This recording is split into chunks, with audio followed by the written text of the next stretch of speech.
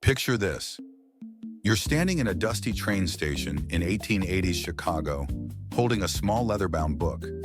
No smartphone, no Google Maps. You need to get to a boarding house across town, and you have exactly one chance to find it before dark. What do? You open that book. It's a Baedeker guide, the Google of its age. Inside, you don't just find maps, you find a secret language of stars and double stars. 1 star meant an okay hotel, 2 stars meant this place will change your life.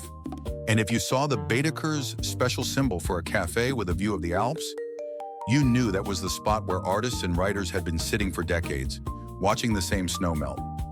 But here's the part that feels like science fiction. Thomas Cook, a former cabinet maker, started selling package tours in 1841. A package tour. He negotiated bulk train tickets, booked hotels in advance, and printed itineraries.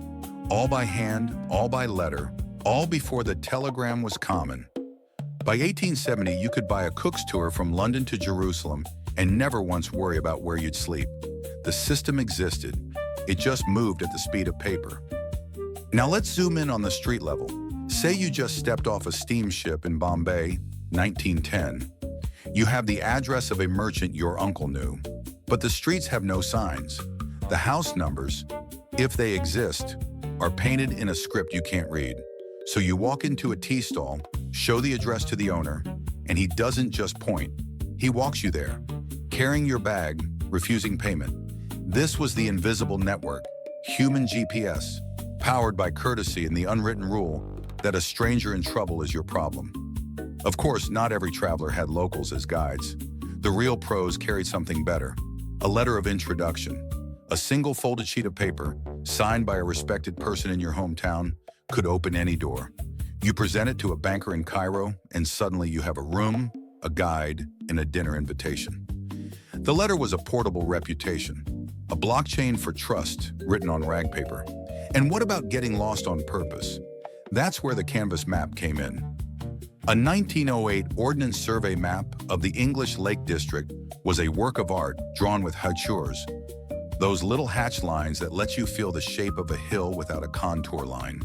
A traveler would spread it on a wet rock, trace a route with a finger, and then just walk into the fog. No way to reroute, no way to check if the pub was still open. You committed and you learned to read the land. Moss on the north side of trees, the sound of a stream growing louder, the angle of a church spire against the sky. It was slow, it was fragile, but the people who did it carried the geography inside their bones.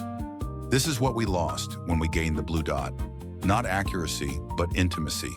A Baedeker made you look up. A letter of introduction made you trusted. A paper map made you remember. Before the internet, travel wasn't about efficiency. It was about the slow accumulation of place, and every journey left a scar on your memory that no phone ever will. So the next time you open an app to find a coffee shop, ask yourself, what would I do if I had to find it by asking a stranger, reading a star rating in a book, or simply following a creek? The answer might teach you more about the world than any directions could.